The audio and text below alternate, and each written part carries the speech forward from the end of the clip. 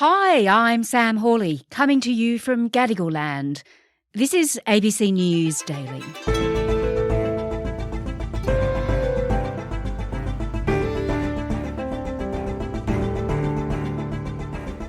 In the last few days, we've found out Coles and Woolworths have returned bumper profits of $1.1 and $1.62 billion respectively for the full financial year. So, as shoppers, are we getting a fair deal during a cost of living crisis? Today, Prashan Kararatna from Macquarie Business School on who's watching over the big players and why it might be worth avoiding them altogether.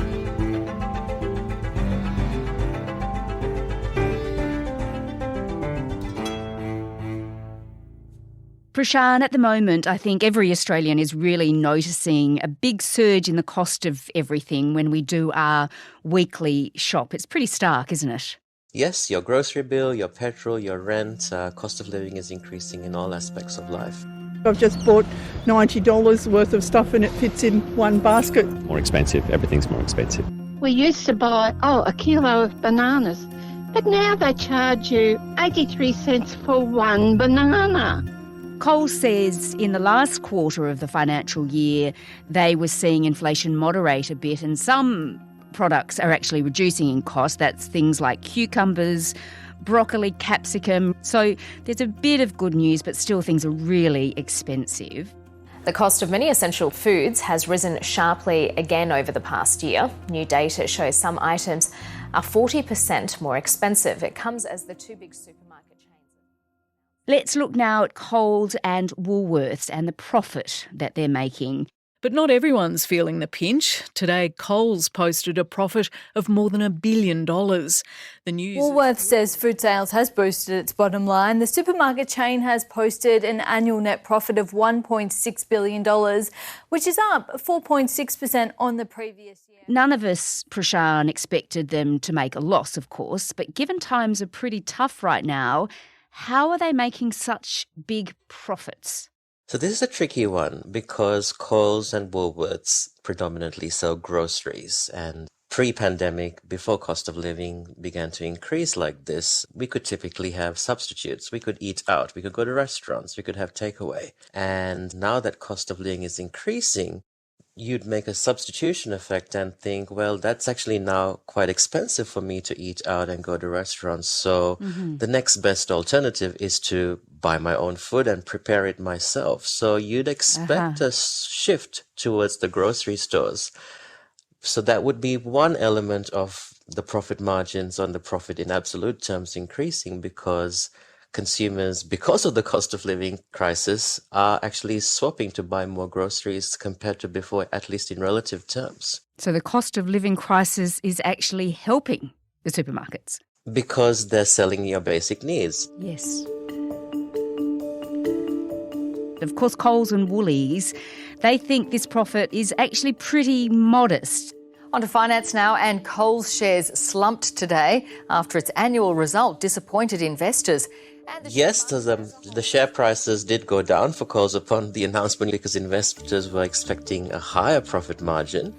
Coles and Woolworths have both underperformed the market since COVID, and today Coles dropped to a 3-year low. It was down more than 7%. Woolworths fell 3% in sympathy. So Woolworths shares, they did rebound after its profit was revealed. And Prashan, there is an argument that having a good, profitable supermarket sector is a good thing. Well, we have a free market economy in Australia, so if companies are navigating challenges such as the pandemic and making profit, it is a sign that the economy is performing well, and consumers do have the opportunity to shop around. Coles and Woolworths are a significant duopoly. They control roughly 2/3 of the market, but consumers do have choices with your Aldi, with your Costco, with your local grocery stores and IGAs. So there are options for consumers for them to shop around and look for cheaper alternatives. The Coles CEO, Lee Weckert, thinks households are being really savvy in the way they're shopping and they're looking out for the best deals. Unsurprisingly, they are looking for more specials, cheaper brands and cheaper cuts of meat. Many of them are meal planning, stretching out the time between purchases of less urgent items, such as cleaning and household items. And they are looking to catalogues, loyalty programs and in-store markdowns to make their budgets go further. Really interesting. The supermarkets have noted they're taking a big hit at the moment because of organised retail crime and theft. That apparently is up across the world because of this cost of living crisis. As we've said in the release, we have seen an increase of about 20% year on year, and that is driven by the organised crime. So we're certainly seeing a lot more reports coming through from the stores. There is theft from customers as well.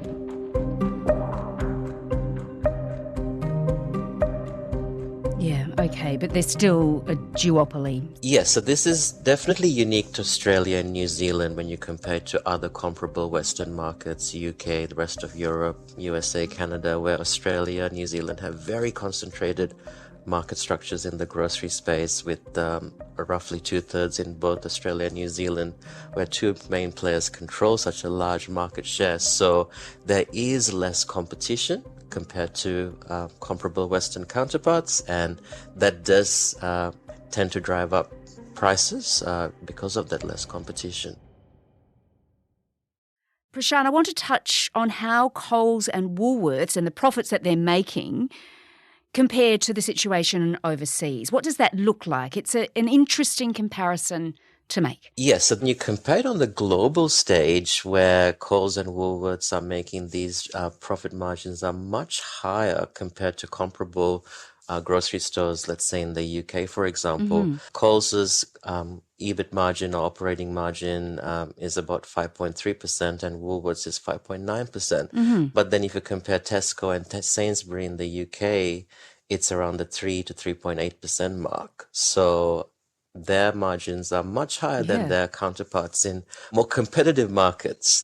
What does it mean? Does it mean that Australian supermarkets are putting their prices up well above inflation to make a bigger profit than perhaps the Sainsbury's in the UK? I think when you actually look at the rate of inflation versus Coles and Woolworths price increases, it's not that much of a difference. Right. But we're comparing now Australian players compared to overseas players. If you look at the Deloitte report, which is the Global Powers of Retailing, and you look at the top 40 firms, Woolworths is number 24 and Coles is number 39. And if you look at all the companies listed there, they're based in the US, Germany, China, UK, France, Spain, all which have significantly larger populations, so it would make sense. Woolworths and Coles being in the top 40 is quite stark. So that does hint at the fact that there is less competition, helping them drive up prices and drive up their profit margins significantly higher than their comparable counterparts overseas. Right. When there's only two in the market, there's a game theory happening here where they both realize if I reduce my price, so will the other.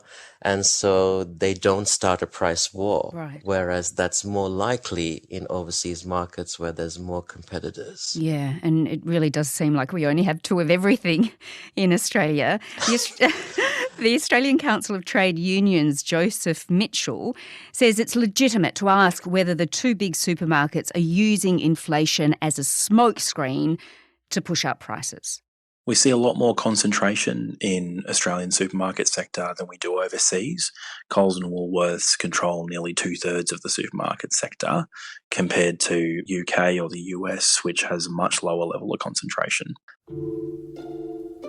It is a legitimate question. The ACCC should be looking at asking the stores, the two main players, to start releasing their contract deals and their costing so that they can see the gap between wholesale and retail prices and make sure that the other players can enter the market and compete with the two main players.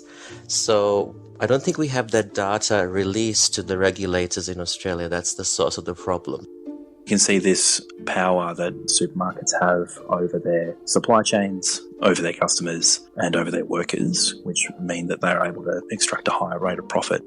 In New Zealand, they've established, if I'm correct, a specific grocery commission to look at these issues. So not just increasing the powers of the Commission, but establishing a standalone one for groceries.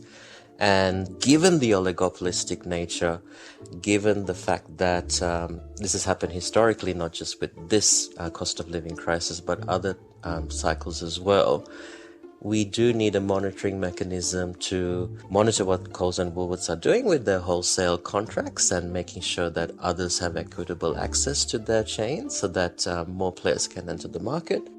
The government can look at longer term mechanisms of incentives to encourage other players to enter our market and start creating some more competition. It will be good for the government to start investing and thinking about this so that these cycles don't keep repeating per economic crisis. Yeah, exactly. I can see also that parliamentary members and unions are running inquiries designed to scrutinise the sector's pricing decisions amid this cost of living crisis. So that's underway as well.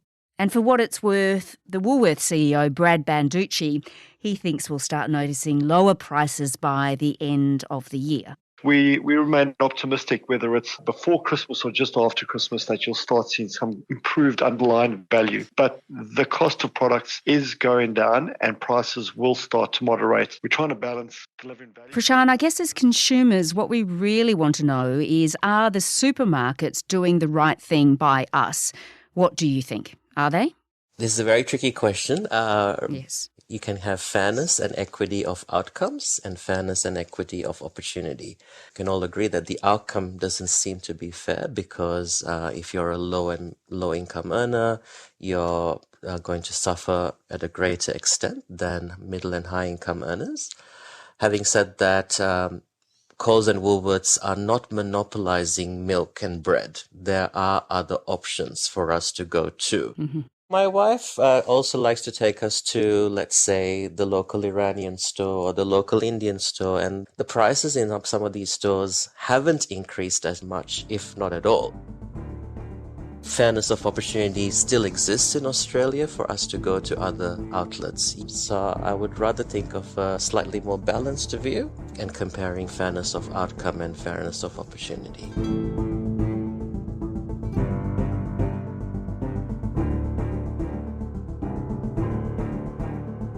Prashan Kararatna is a teacher of economics and business analytics at Macquarie University.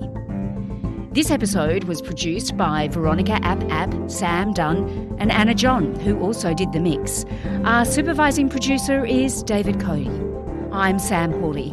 ABC News Daily will be back again tomorrow. To get in touch with the team, please email us on abcnewsdaily@abc.net.au. Thanks for listening.